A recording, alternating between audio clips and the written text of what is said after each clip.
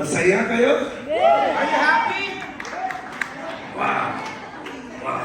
Wow. I would pray. Mananalangin po ako. Father, thank you this night. This afternoon, I pray that you would grab hold of every mind, every heart, every spirit in the room. Lord, make them expectant for your touch. Let them know that they can receive from you today. Move every obstacle out of the way. Give them liberty, freedom to lay hold of you today in Jesus' name. Amen. Hallelujah. You may be seated. Nakakaupo po tayong lahat. Every time I've come here, I've used an interpreter. Tuwing pumupunta po ako dito, gumagamit po talaga ako ng mga interpret. That's because I know that many of you will understand what I'm saying in your mind. Naintindihan ko naman na karamihan po sa inyo ay mauunawaan na aking sasabihin. But unless it's in your language, you won't understand it in your heart. Pero kasi hindi nyo maintindihan talaga hanggat hindi nyo sariling lingwahe. Di ba? Ang puso. The heart. So important. Napaka-importante. Because if you do not know what you are believing, Kapag kasi hindi mo alam kung ano yung pinaniniwalaan mo, you will live it. hindi mo gagawin. It will not become part of your life. Hindi magiging parte ng buhay mo. Amen? Amen? But I want you to see something. Pero gusto ko pong may makita nyo ang isang bagay ngayon. This is how we're going to do Christianity from here. Ganito natin gagawin ang pagiging Kristiyano simula ngayon. Together. Magkasama.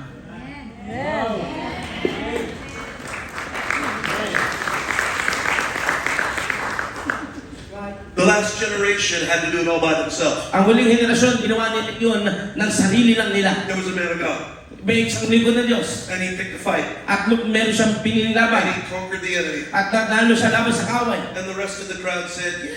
At lahat ng tao ay naghiyawan. And so we waited At sila'y nagatay. until that man of God was done. At hanggang sa namatay itong lingkod ng Diyos ito. Kaya naghanap na naman ang bagong We lingkod ng followed Diyos. that one. At yun din namatay. And then we waited. At And nagatay then we naman. found another man At of God. meron naman tayong nakita bago. And we found one after another, At after another. sunod-sunod ang nakita ang mga lingkod ng Diyos. Sometimes they did good, Minsan magaling yung ginawa nila. sometimes they fell. Minsan sila'y bumabagsak. Not anymore. Hindi na mangyayari ulit.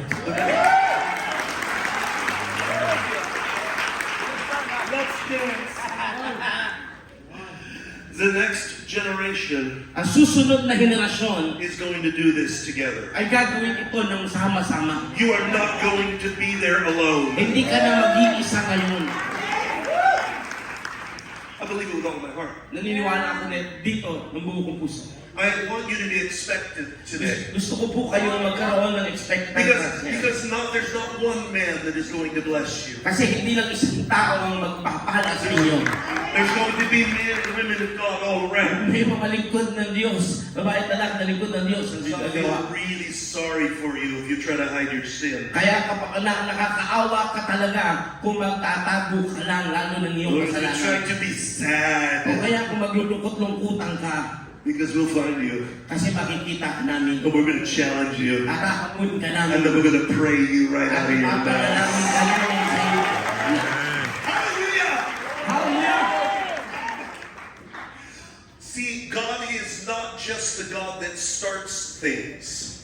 Tignan niyo po ito, ang Diyos natin ay hindi lang Diyos kung saan siya'y nagsisimula ng bagay. Our God finishes when He starts. Ang Diyos natin ay nagtatapos sa kanyang sinimulan. He's the Alpha, Siya ang una, and then He's the Omega. Amen. Where's the slides? Let's see. Okay. No, this is enough. Yeah. Our God. He's not just the Alpha. Ang Diyos natin ay hindi lang ang simula. Alpha's the beginning. Beginnings are good. Wow. Beginnings are good. Ang mga simula ay magaganda. They're exciting. Nakaka-excite itong mga tao. Everybody gets involved. Lahat ay nagtutulong po. New project. May bagong proyekto. New clothes. May mga bagong New damit. dance. May bagong sayaw. New song. May bagong awit. That's not enough. Hindi yun sapat. Everything you do Ang lahat ng iyong gagawin, has to have an end. kailangan meron itong pagtatapos. It has to have a purpose, or there's no reason for doing it. Kailangan ito'y may layunin, kundi magiging walang kwenta ang iyong ginagawa. Come on.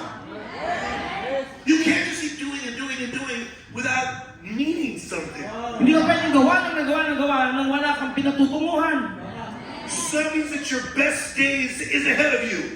Ang iyong mga magagandang araw ay paparating pa lang. I'm serious. Seryoso ako doon. The day is coming very soon Ang paparating, ang araw, ito'y malapit na. where we won't be talking about Cuneta. Hindi natin pinag-uusapan na dito kung kuneta That na. will be little. Maliit na yun.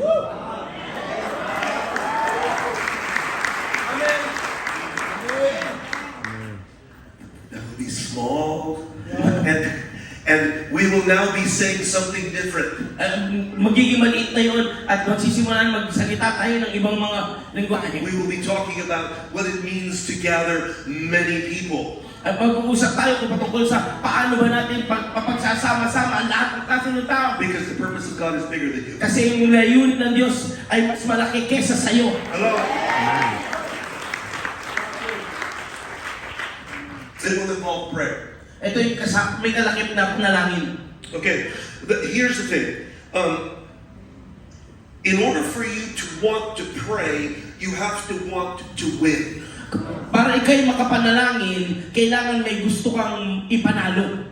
Nobody prays, "Dear Lord, let me lose." Walang nananalangin na, Panginoon, pamatalo nga ako.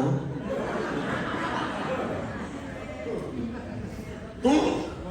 You pray, look, everybody prays. Lahat nananalangin. Even the one who doesn't believe in God prays. Kahit nga yung hindi nananampalataya, nananalangin din. The atheist is playing soccer. Kahit yung hindi naniniwala sa Diyos, naglalaro ng soccer. And it's a very important goal. At napaka-importante na nung score na ito, yung goal na ito. And so he begins to pray. Kaya pati yung atheist, yung hindi naniniwala sa Diyos, nananalangin. Lord, God help me do this. Diyos, tulungan mo akong gawin to. Sino? Who? I thought you don't believe in God. Kala ko ba hindi ka naniniwala sa Diyos? You pray too. Kanino ka nananalangin? I don't know, I'm praying to somebody. Basta nananalangin ako, may nakikinig man. Everybody prays. Lahat nananalangin. Not everybody gets answers. Hindi nga lang lahat nakakatanggap ng sagot mula sa Diyos. I want you to be a church that prays. Gusto ko po kayong nasa loob na simbahan para sumamba. Mas maganda church that gets answered Pero prayer. mas maganda ang simbahan na sinasagot ang panalangin. Jesus said his house would be characterized by prayer. Ang sabi ng Panginoon, ang kanyang tahanan ay tatawagin tahanan ng panalangin. In Mark 17, Jesus said, "My house will be a house that is a house of prayer." Ang sabi ng Mark 17, ito'y tatawagin na bahay panalangin. He didn't say my house would be a house of music. Hindi niya sinabing ito'y magiging bahay na puro tugtugan. I like music. Gusto ko mga God tugtugan. likes music. Gusto ng Diyos. But he didn't say his house is going to be a house of music. Pero hindi sinabi ng Diyos na tatawagin ng tahanan niya, tahanan ng tugtugan. He said it's going to be a house where there is prayer. Pero sinabi niya, ito'y magiging tahanan ng panalangin. Bakit? Why? Because that is where man connects with God. Kasi doon kung saan nakikipag-connect ang tao sa Diyos. Hallelujah. God literally said, "I want my house to be a house where everybody in the house connects with me." Kasi sinasabi ng Diyos, gusto ko yung tahanan na yun kung saan ang bawat individual ay makakapag-connecta sa Diyos. He also said, "Never give up." At sinabi niya rin, huwag kang bibigay. He prayed. Nanalangin siya. It doesn't matter if you didn't get an answer. Hindi mahalaga kung nakatanggap ka ng kasagutan. He said clearly, he said, "You must pray like you must have it or you will die." Gusto niya manalangin ka na talagang tatanggapin mo o mamatay ka na lang. He said, instead of worrying, Sabi you niya, should be praying. imbis na mag-alala ka, manalangin ka. Do you really believe that? Naniniwala ba talaga kayo doon? Because he says that when one member suffers, all the members suffer. Kasi ang sinasabi niya, kapag ang isa ay nahihirapan, lahat mahihirapan. And when one member is blessed, At kapag ang isa everyone naman is blessed. ay pinagpala, lahat naman pagpapalain. First one's easy. Yung una, madali. One member is suffering, Yung isang kaibigan kapatiran ay naghihirap. and you're not suffering. At ikaw, hindi ka naman naghihirap. Oh, I feel so Kawawa ka bad. naman. Are you doing okay? I pray for you. Sige, papanalangin na lang kita. Because I really care about you. Kasi talagang may malasakit Because talaga you ako are eh. suffering. Kasi kawawa ka eh. And Pero ako, okay naman ako I try to pray for eh. you. Kaya madali kayo panalangin. Sige. Easy. Madali yun. But then, Pero, one member is blessed. yung isang kapatid naman, pinagpala. And he gets a lot of money. Yumaman sa salapi. Hallelujah. He gets a new car. Nagkaroon ng bagong sasakyan. Kotse. And you don't have a car. Tapos ikaw, hindi ka nagkaroon ng bagong sasakyan. Maybe they get a boyfriend. Bakit nagka-boyfriend yung isa? I don't know. Asawa ko. Ay, may asawa na siya, hindi boyfriend. But maybe No boyfriend for you. Is my boyfriend.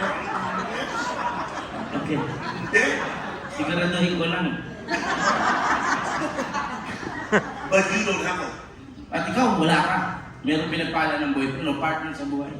They get blessed and blessed and At blessed. pinagpala sila ng gusto. They get promoted. Tinaas pa nga sila. And now they are in a new position. Ngayon, nasa ibang posisyon na sila. The one you wanted. Yung gusto mong kalalagayan. So now you have to rejoice with them. At ngayon, kailangan mong makigalak sa kanila. Praise the Lord.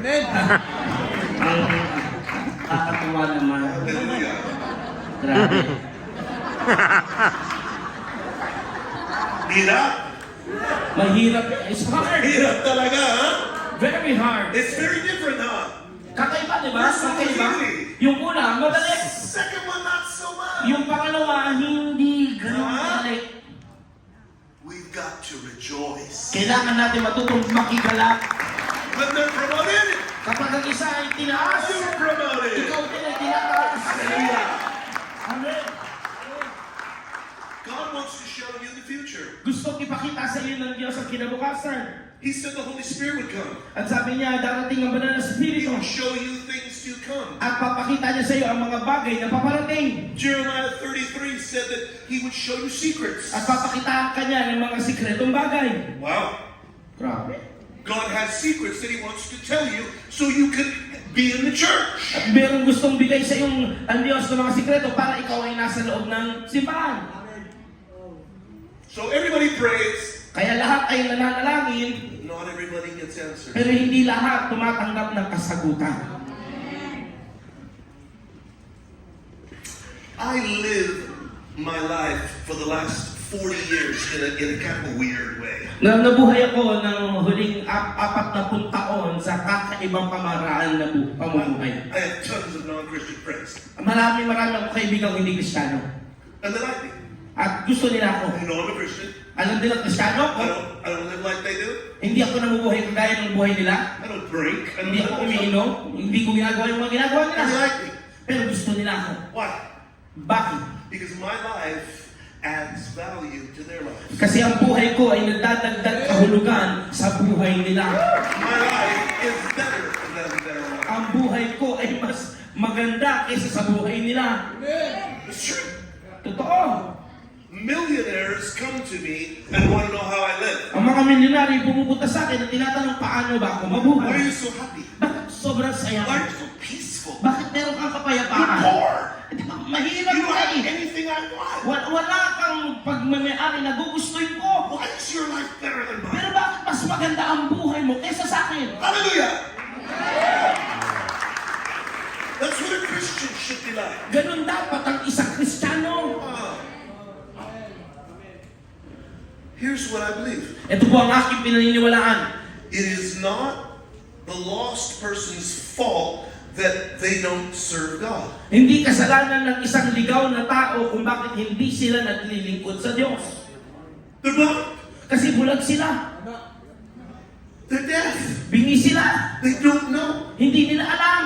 And so they need eyes, Kaya kailangan nila ng mata, ears, pandinig. and they need to have someone real that is experiencing victory. Kailangan nila ng tao na nakakaranas ng tunay na tagumpay. When you see a winner, Kasi kapag nakakita ka ng isang panalong tao, gusto mo rin manalo.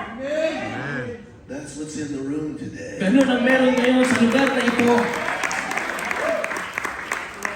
But winners don't just start.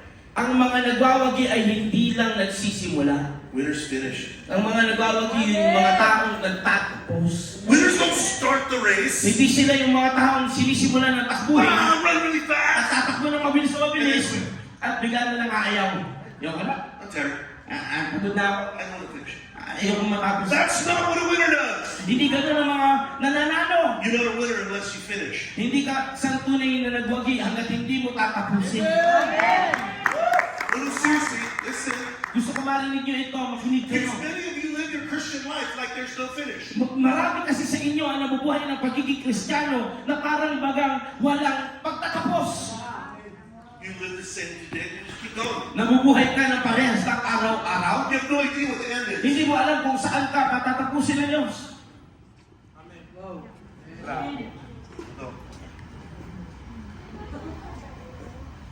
Do you know what the finish is? Alam niyo ba saan yung katapusan? One day Jesus took 3 disciples. Isang araw, si Jesus ay kumuha ng 3 disipulo. Peter, James, John, come with me. Si Pedro, si James, at saka si John. The rest of you will be on it. Sabi niya, halika, samahan niyo ako. At yung the rest ng disipulo, naiwan. We're going to go up the hill. Atakyat tayo sa isang bundok. We're going to have a special meeting. Meron tayong espesyal na gawain. Just us, Tayo lang, not you. hindi sila. You wait here. Kayo, maghintay lang kayo dito. And then we'll go. At umakyat na sila sa bundok. And when they got up the hill, At nung nandun na sila sa taas ng bundok, Jesus said, I want to show you what a Christian looks like when they're finished. gusto kong ipakita sa inyo kung ano yung tsura ng isang Kristiyano pagtapos na sila. Yeah. He wanted to show them who he was. Oo, totoo, gusto niyong pakita kung sino siya sa kanila. But he already was that in heaven. Pero yun na siya, inuumpas sa langit. Why did he show them here? Bakit niya kailangan pakita dito? Because he had put his life in them. Kasi ibinigay niya ang buhay niya And he sa said, kanila. I want to show you what you're going to be. At gusto ko ipakita sa inyo ngayon kung sino kayong magiging. You're going to glow. Magliliwanag kayo.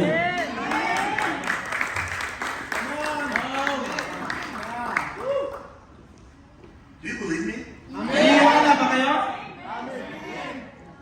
I believe that the church in the Philippines has a very clear destiny. Naniniwala po ako ang simbahan sa Pilipinas ay merong malinaw na patutunguhan. They believe God. Naniniwala kasi sila sa They Diyos. love the Word of God. Mahal nila ang salita ng Diyos. And when he says that, At lahat na nagsasabi nito, they're going to live it. mabubuhay sila sa buhay na ganito. I believe with all of my heart Naniniwala ako ng buo kong puso that there's going to be a group of people na merong isang mga grupo ng tao that believe what I'm na preaching. naniniwala sa akin sinasabi And they're going to go. at sila ay magliliwanag.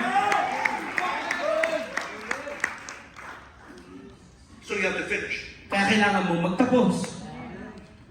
So we'll do a little story. Kaya gagawa tayo at makikinig tayo ng maiksing istorya. Joshua, Old Testament, Si Joshua sa Old Testament, chapter 5. sa Joshua chapter 5. It says that there's these 5 armies come to attack. At sabi dito, mayroon 5 grupo o hukbo na gustong sumugod sa kanila.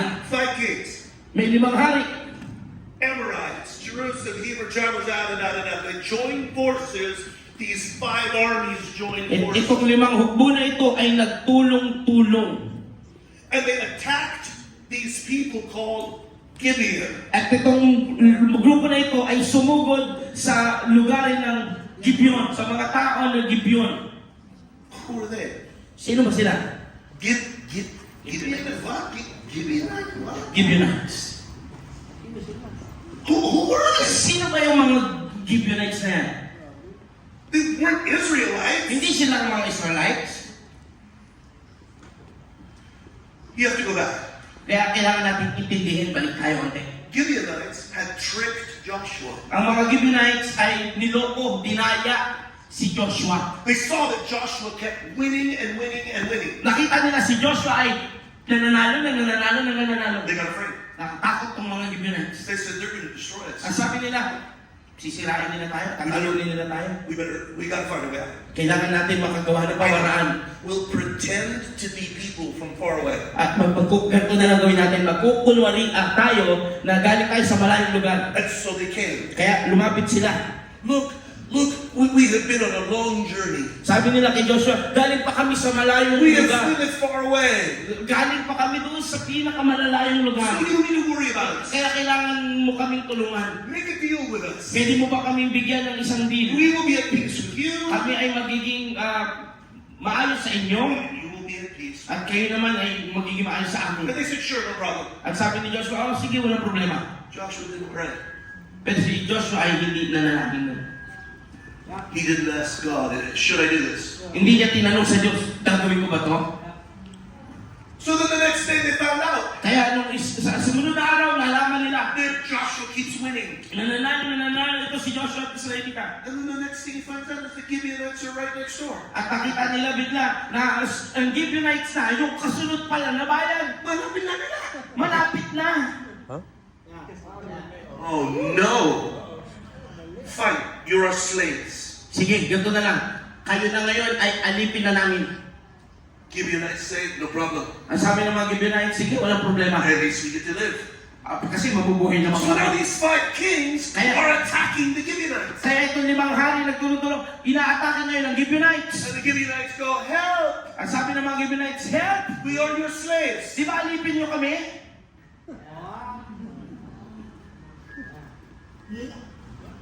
Joshua says, I didn't want this fight. Sabi ni Joshua, hindi ko naman ginusto tong laban na ito. But now there are slaves. Kaso, problema, alipin ko na itong mga tao. Now I have to take care of them. Ngayon, kailangan ko silang alagaan. What do I do? Anong gagawin ko? God says, go take care of them. I will give you the victory. Ang sabi ng Diyos, sige, alagaan mo sila. Ako magbibigay sa iyo ng panalo. My Bible tells me to fight the enemy by praying. Ang sabi ng aking Biblia, kalabanin mo ang kaaway sa pamamagitan ng panalangin. Wow.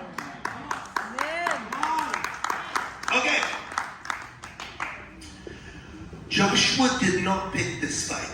Si Joshua ay hindi namili ng laban na ito. But now he's on a rescue mission. Pero ngayon, nandito na siya at kailangan niya ng tulungan. And now he's got to protect people that aren't even his. Ngayon, kailangan niya na itong ipagtanggol kahit hindi naman talaga tao niya. Many of you pastors are like that. Maraming inyong mga pastor na ganyan. People come to your church. May mga taong pumupunta sa simbahan ninyo. Maraming mga problema. Maraming mga, they have many problems. You didn't ask them to come. Hindi nyo naman sila hiningi na pumunta sa inyo. But now they're here. Pero nandiyan na yan eh. Pastor, help me. Pastor, help me. Tulungan mo ako. Help me. And you're like, Ikaw naman, ano ba to? many of you are like that. Marami sa inyong gano'n, mga pastor. Some of you have come like that to your pastor. At yung iba nga sa inyo, yun ang inyong dating nung nakilala nyo ang inyong pastor.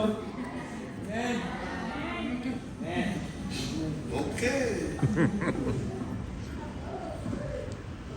So now Joshua has to protect them. Ngayon, kailangan ng protektahan ni Alright, Joshua itong let's go. We're gonna have a battle. Kaya sige, tara, pupunta tayo sa labanan. So the scripture says that they began to chase the enemy. At ang sabi ng Biblia, sinimulan nilang habulin ang mga kaaway. And Joshua begins to fight. At sinimulan lumaban ni Joshua. It says he went a certain way along the coast. At sabi ng Biblia, meron siyang dinaanan patungo doon sa kan The bahagi. hill was on one side, Ang isang bahagi ay panabundukin. valley on the other. At doon sa Here, kabila naman ay kapatagan. chasing the At sila enemy. ay tumatakbo. They're trying to shoot At him. hinahabol nila, pinapatay na, The enemy is running At ang mga away. kaaway ay tumatakbo. And Joshua is winning. At nanalo na si Joshua.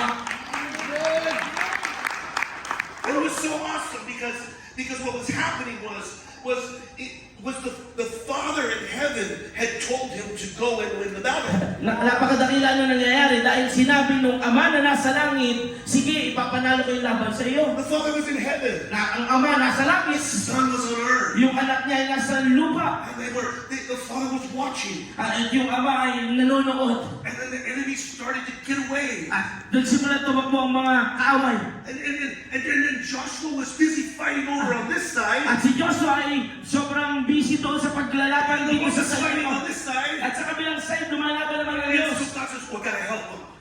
Nakita ng Diyos o kaya ko siya tulungan. God begins to throw hailstones. At nagbato siya ng mga bato mula sa langit. Because the Father was battling together with his Dahil Son ang now. ama ay nakikipagtulungan na sa anak ngayon. Oh, this is very important. Napaka-importante nito. The Son was not fighting alone anymore. Yung anak ay hindi na lumalaban mag-isa. Now the Father's involved. Now the Father's involved. Ngayon, kasama na yung tatay.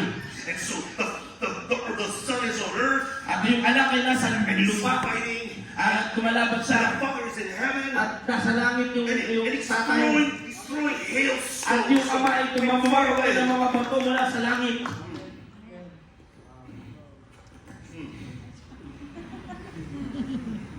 But the battle wasn't finished yet. Pero hindi pa natapos ang labanan. They kept growing and going.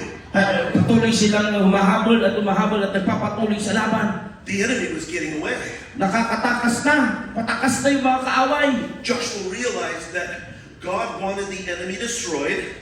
Naunawaan ni Joshua na ang gusto ng Diyos, sugpuin ang kaaway. But he wouldn't be able to finish what was happening. Kaso hindi niya matatapos yung nangyayari ngayon. He started well. He started well. Maganda yung kanyang He simulain. was doing the right thing. Ginagawa niya yung tamang But he bagay. was running out of time. Kaso nauubusan na siya ng oras. And some of you feel like that. At ganoon ang nararamdaman ng iba sa inyo. Especially some of you old people. Lalo na sa mga nakatatanda dito. You feel like you're running out of time. Pakiramdam mo, nauubusan ka na ng oras. And there's no way you can start At over. hindi mo na magagawang magsimula ulit.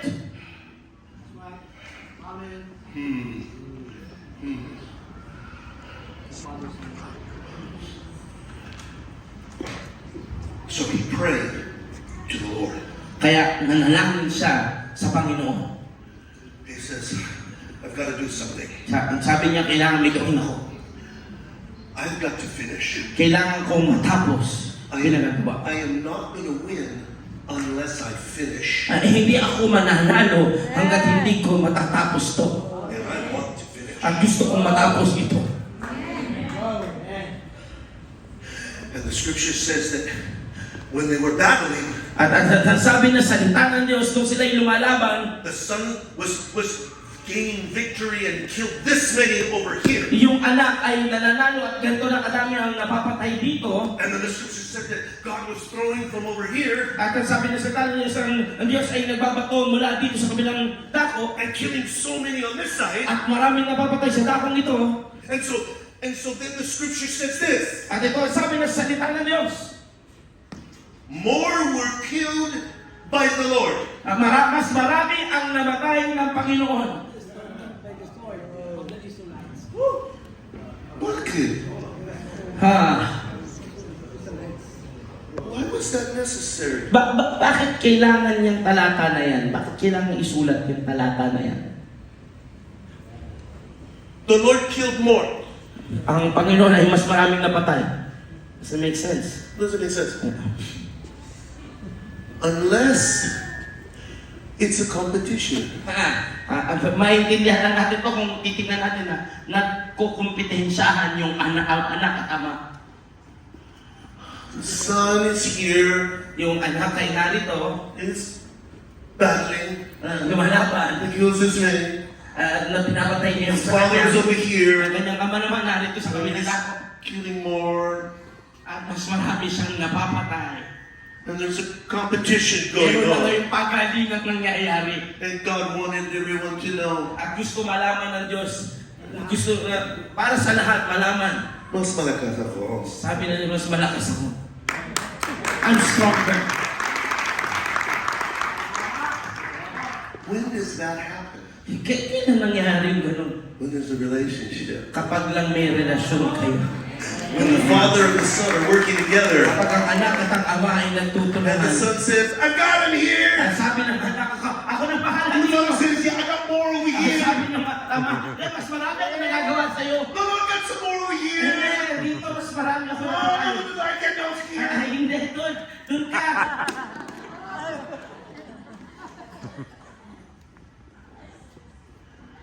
There was relationship happening. Nagkaroon ng isang relasyon. Listen, Makinig kayo. you're going to get to do this. Magagawa niyo yung ganitong bagay. Attention. Gusto kong intindihin po ninyo. Problem. May problema. Sun is going down. Pababa na yung araw. Running out of time. Dadapit hapon na. So the son looks up Kaya yung anak ay tumingala. and he says, "I know that God wants me to win. Ang sabi niya, alam ko gusto kong manalo ng Diyos. I know what God wants me to do, Alam ko kung ano yung pinagagawa sa akin ng but I'm running Diyos. out of time. Pero nawawalan ako ng oras. And I've got to win. Pero kailangan kong manalo. I've got to finish this now." Kailangan kong tapusin to ngayon na. So he looks up. Kaya tumingin siya sa He langit. says, "Son, Sabi niya, araw! stop!" Huminto ka dyan!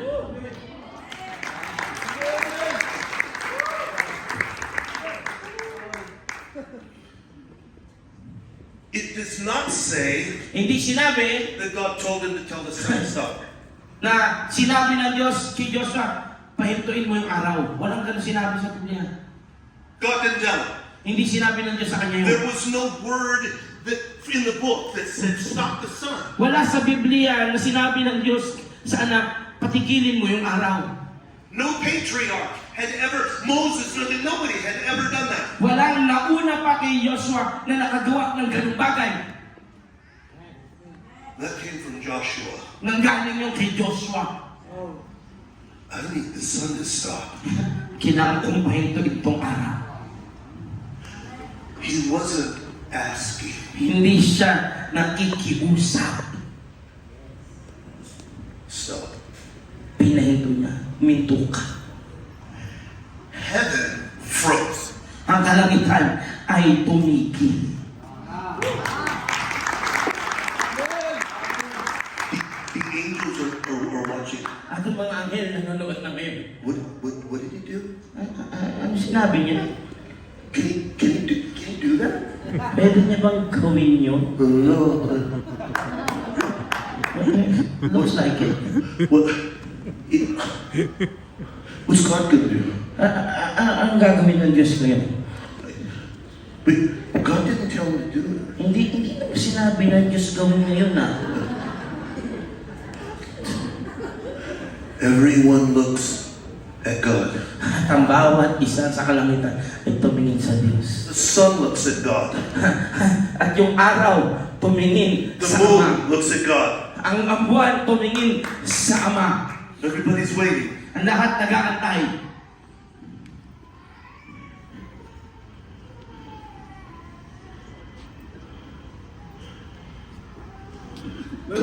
God looks at the sun. At sabi ng Diyos, tinignan niyo yung araw.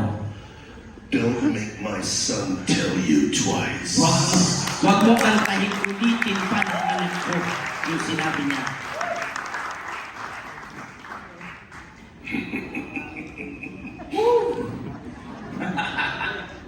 The scripture says that God listened to the voice of a man. At sabi ng salita ng Diyos, nakinig ang Diyos sa boses ng isang tao. The next generation is going to be a group of people.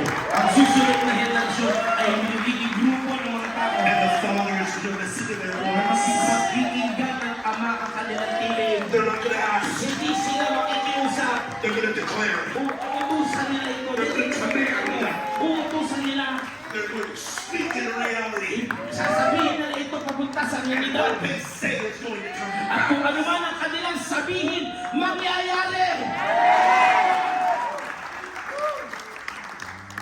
Pastors, you have carried the weight. Mga pastor, alam ko dinala nyo na ang mga bigatin. Lift your faith. At lalo mong itaas ang iyong pananampalataya. God wants to use your voice. Gagamitin ng Diyos ang iyong tinig.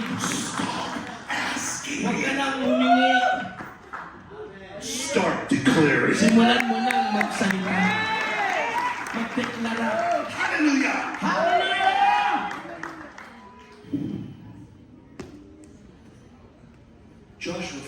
job. At tinapos ni Joshua yung kanyang gawain. Stand up. Tayo lahat ay tumayo. I know you heard me. Alam ko na, intindihan niyo ako, narinig niyo ako. Presence of the Lord is near. Napakalakas na presensya ng Diyos. Narito ang presensya ng Diyos. He is going to heal today. Magpapagaling siya ngayon. He is going to deliver. Magpapalaya siya ngayon. Because we're not asking. Kasi hindi tayo nakikiusap. We are commanded. Naguutos tayo ngayon. Hallelujah. Hallelujah. Father, let you know, let's Father, rest on your people. Let them know Yes, Lord. what you're reaching for in their Yes, hearts Father. today. Maybe you're here today Maaaring narito ka ngayon. and you said, I will change. That changed the way I read the Bible. Nabago na yung pananaw ko paano ngayon basahin yung salita ng Diyos. I want to walk like that. Gusto kong maglakad ng buhay ko I want ngayon. relationship like Gusto ko ng that. relasyon na gano'n. That's how I want to pray. At gano'n ko gustong manalangin. Put your hand. Tell me. Kung ikaw yung taas mo kamay mo. Father, for every single person that has a hand later, I agree with them in Jesus' name. In Jesus' name, I want that for them. I want that for them. I want that for them. I want that for them. I agree. I agree. I agree. Okay, put it down. Put it down. Sige, baba na po ang iyong mga kamay ngayon. Now, some of you are here today. At yung iba sa inyo yung narinig ko ngayon. You're bound up. Ikaw ay may You're tanikala. not afraid. Hindi ka malaya. As a matter of fact, I know that some of you are bound by sin. Sa katotohanan ng alam ko, sa marami sa inyo ay tanikala ng kasalanan. And I'm going to break you free. At papalayain kita ngayon. You got sin that you just can't conquer. Meron kang kasalanan na hindi mo malampasan. Forward, right away. Lumapit ka ngayon, tumakbo ka na dito sa